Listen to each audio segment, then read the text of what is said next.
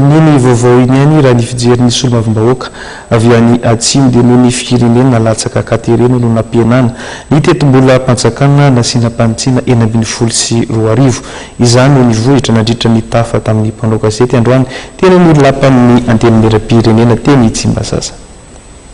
Noho ny firenena latsaka katerena no nampianana ny tetombola mpanjakana nasiam-panitsina 24 araka ny fijeriny solomavim-bahoaka avy any atsimo nosy nandritra ny tafa tamin'ny mpanao gazety androany teny lapan'ny Tsimbazaza. Latsaka katerena ny firenena ary fatatsika fa ny mpamatsy vola dia amin'ny taona hoavy zany vo tena miditra le vola ary maro ny fepetra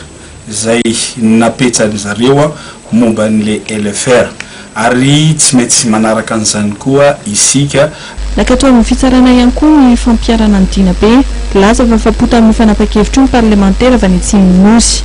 Fevela be io dina io no nipetsaka fa niany ampanihy ihany zany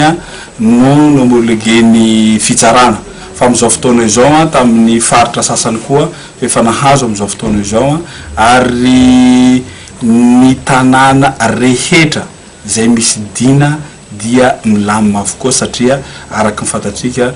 misy ray aman-dreny eo zanan'ireo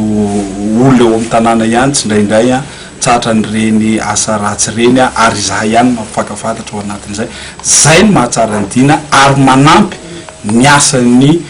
mpitandro filaminana sy ny asan'ny fitsarana ary isorana eto koa ny mpitsara namoaka an'izany faran'izay anga.